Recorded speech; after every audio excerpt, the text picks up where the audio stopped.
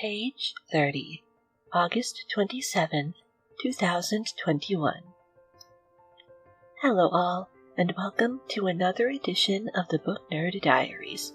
We're the bi-weekly podcast that dives deep into the latest books we've crossed off of our endless to-read list.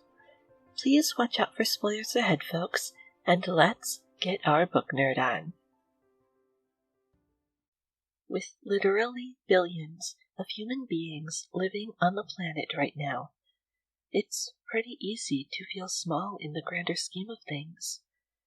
No matter what we do, it seems, there are always going to be people who are more successful, more attractive, more talented, and just plain better than we are, it seems.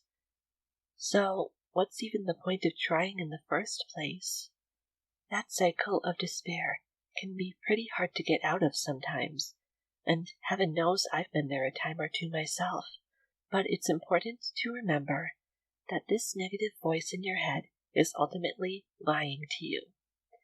Every single person does matter, no matter how small they feel, and every voice counts, even if only a few people hear it. Our wonderful book today, Victoria Aveyard's Red Queen, is ultimately a story of underdogs. Our protagonist, who I believe her name is pronounced Mari, but don't hold me to it, comes from what can be seen as the lowest tier of a deeply rigged society, but through her own power, she ends up rising far above her station to be at the very center of a battle for her nation's very soul. What ensues is a story of love, espionage, and courage in the face of horrible tragedy. As our book opens, we meet Mari as she quietly bobs her way through the bustling market of her village, known as the Stilts, secretly picking people's pockets as they pass by her. For a bit of context before we move any further, the society within the world of the Red Queen series is largely divided into two castes: the Reds, who are the struggling peasants and working-class folks who do not possess magic of any kind, and the Silvers, the upper crust of nobles and merchants who were born into wealthy magical bloodlines. This disparity, of course, is a fact which the Silvers largely use to subjugate and flaunt their superiority over the Reds. I will also note here that the Reds and Silvers are so named due to the actual color of their blood. On the first Friday of every month, there is a grand exposition where Silvers pit their powers against each other in gladiator-esque battles in coliseums across the country of Norta, where Mari lives. She is currently taking advantage of the increased traffic by relieving more wealthy market-goers of their items and coins to supplement her struggling family's income.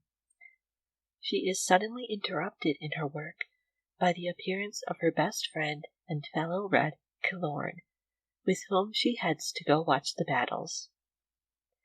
Mari isn't personally a fan of what she sees to be grandstanding, but Kilorn enjoys the battles immensely, and so she humors him. The pair makes their way to the Colosseum, and they watch as a Silver with superhuman strength, called a strong arm, is overpowered by a Whisper, a Silver with the power to manipulate others' minds. After the battle, Mari returns home to her modest house, where she shares her winnings of the day with her parents and her sister Gisa.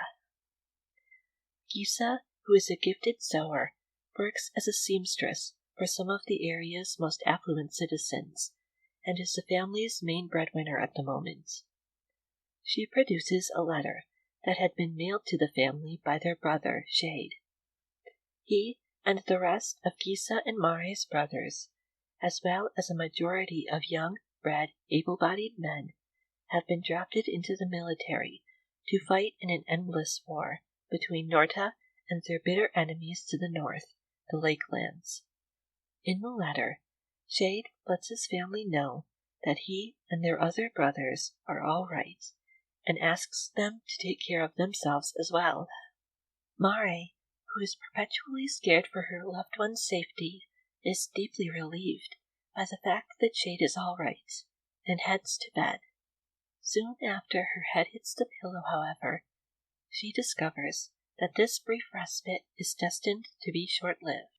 Killorn appears underneath Mare's window, gently tossing pebbles to get her attention, and when she goes out to meet him, he delivers some devastating news. He has just lost his internship, which so far has kept him from being drafted into the army, and he will most likely be deployed on his birthday in just 3 days. Mare cannot possibly bear the thought of potentially losing her best friend, and so she immediately goes to the one place she can turn to. Will Whistle, a black market trader whom she typically sells her pickpocketed goods to for money. She manages to book safe passage out of the country for herself and Killorn, but not with Will, but a mysterious female associate of his who happens to be there with him. The price is excessive for someone of Mare's status, but she is willing to do just about anything to keep Killorn safe, and so she turns to her sister Gisa for help raising the funds. Due to Gisa regularly working with well-to-do clients as a seamstress, Mare proposes going along with her as an assistant to do some pickpocketing on the side, to which her sister reluctantly agrees. Everything starts as planned, but quickly goes very south when Gisa is caught stealing from a silver and has her hand brutally crushed by the butt of a gun as punishment. Once more, while this is happening, a highly disturbing news report airs on TV screens all through the square. A rebel group of Reds, identifying themselves as the Scarlet Guard, have just bombed a series of silver-run government buildings as a statement against the perpetual mistreatment of Reds. Such a blatant act of rebellion only serves to further heighten tensions between the Reds and the Silvers, and so Mare and Gisa flee the scene as fights start breaking out all around them.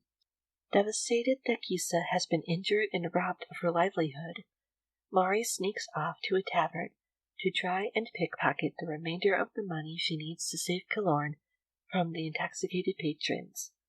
She finds a boy standing outside and chooses him as her first target, but she is unfortunately caught in the act before she can go through with the theft. To Mare's surprise, the boy, who introduces himself as Cal, is not upset with her at all, but instead gives her 2 gold coins and a sympathetic ear as she tells him her story. Before he leaves, Cal informs Mare that he works at the palace, a fact which will quickly be to Mare's benefit. The next morning, a group of palace officials arrive at her house and inform her that she has been hired on as a servant. It turns out that the palace actually needs extra servers for an upcoming high-profile exhibition known as Queen's Trial. During this event, each of the noble silver houses presents their most eligible daughters as possible matches for the king and queen's 2 sons, Maven and Tiberius VII. Think of The Bachelor, kind of. Mare is undoubtedly surprised when the latter is revealed to be none other than Cal, the boy who had given her money the night before. During the opening ceremony of Queen's Trial, each of the eligible competitors for the prince's affections are brought into an arena one by one to put on a grand display of their powers. Some can break statues with no effort at all, and others can make entire gardens burst into bloom around them. One of them, a girl named Evangeline, manages to almost bring down the entire arena around her with her ability to manipulate metal. This causes a number of the audience to flee in fear when the electrified barrier starts falling, threatening to crush or electrocute everyone within its path. Mare is in for, quite literally, the shock of her life, however, when she is not only able to resist the high level of electricity coming from the fence, but accidentally unleashes lightning bolts from her fingers towards Evangeline. This is not an everyday occurrence, as Reds such as Mare are not supposed to have any sort of abilities at all. After this dramatic display, Mare tries to flee, but she is soon captured and brought to the king and queen. Mare fears that she is about to be tortured or executed for her actions, but the royals, it turns out, have something very different in mind. Instead of having her killed, they say, she is to be named one of the winners of Queen's trial and promised in marriage to the youngest prince, Maven. She is to act as a long-lost noble, raised by a red family after her silver parents died, and act as an ambassador to the red population, hopefully quelling the rebellion. Mare does not exactly like the idea of working with the Silvers, but the only other alternative is death, and so she finds herself drawn into the treacherous balance of navigating her new palace life and secretly working against them to end the Red's oppression forever. I repeatedly saw Red Queen pop up on lists of popular YA series when I was looking for new titles to read for this podcast, and after checking out this book for myself, I can definitely see why. It's an intriguing mashup of sci-fi and fantasy, where magic and technology coexist equally, side by side, with a healthy dose of stark social commentary mixed in for good measure. For the closest possible comparison I can make, think of the Hunger Games, mixed up in a blender with Leigh Bardugo's Shadow and Bone series. The story is deeply twisty, sharp, and at times highly bleak, much like the two series I previously named. In these pages, you'll find high levels of death, bitter betrayal, and pure pain, mixed in with the fierce kind of love, loyalty, and hope that keeps driving you forward through even the darkest days. As a protagonist, Mare is more than capable of standing on her own 2 feet, having had to work incredibly hard her entire life just to survive. Much like heroines like Katniss Everdeen, or the ladies of Six of Crows and Shadow and Bone, she is a spy and a revolutionary above all else, willing to do just about anything to ensure the freedom of her people. As such, if you're in the mood for a story with a highly capable, yet equally human and vulnerable heroine, then this series is definitely for you. We will note, however, that this story largely deals with both large and small-scale warfare, leading to some moments that might be pretty intense for some. Please check out the content warnings in this episode's show notes if you plan on reading this book for yourself. This concludes the end of our main discussion for today, folks. But don't fret. There is still more show coming your way after this very quick break.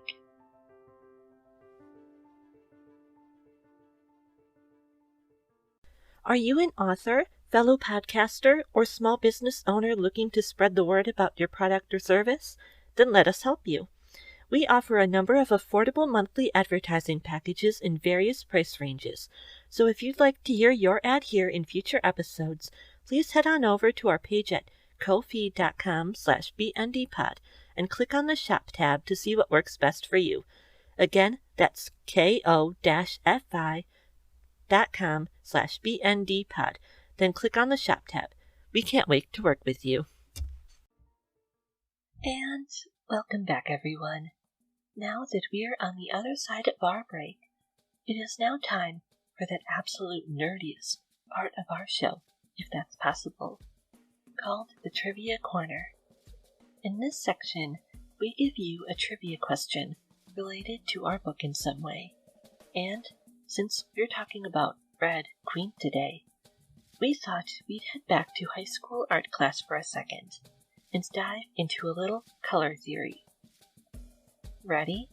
Your question is, on the traditional color wheel, Red is normally found on the exact opposite side of what color?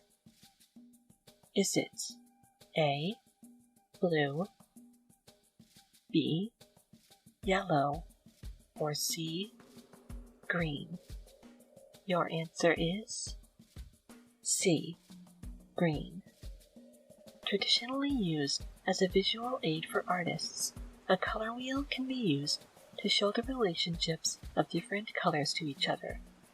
Particularly in painting, colors that are located on the exact opposite sides of the wheel, known as complementary colors, are often used together or next to each other in order to provide a more eye-catching level of contrast to the overall image. It so happens that this is exactly the case with the colors of red and green, which probably explains why holiday decorations are just so much fun to look at. My source for this question today was envisionapp.com, and we'll have the link in the show notes. With that, everyone, we have finally made it to the end of our episode for today. We're so glad you joined us. Before we go, we just wanted to give our deepest thanks to Julie and Katie, aka one of the very best sisters a podcaster could ask for being our wonderful supporters on Patreon, and truly making what we do possible. If you'd have the means and want to get a whole bunch of monthly perks, we hope you'll head on over and join them over at patreon.com/bndpod. Along with this, we'd also like to thank everyone who has taken the time to give us a 5-star review on Apple Podcasts, shared our posts on social media, or told the people in their lives about us. Small, independent operations like ours survive on word of mouth, so spreading the word in any way you can is the very best way to help us out for absolutely free. Next week, Friday, September 3rd, we'll have a bonus episode out just for our $5 and up Patreon subscribers, and we'll see you right back here in 2 weeks to open another page of the Book Nerd Diaries. Catch you then! The Book Nerd Diaries is written, edited, researched, and hosted by me, Amber Wilchin. Thank you so much to the wonderful Astrofrek from Pixabay for the use of our new theme song, The Grand Entrance, and One Tomorrow Too, also from Pixabay, for our incidental music that plays during the Trivia Corner. If you would like to connect with us online, please follow us on Instagram or Twitter at BNDpod, on Facebook at Book Nerd Diaries, or via our website at bndpod.wordpress.com. If you have any comments, questions, or ideas for future episodes to send my way, please feel free to drop us an email anytime at bndpod@gmail.com. I would love to hear from you. Until next time, everyone, please be good to yourselves, because the world needs you. And don't forget to support your local library.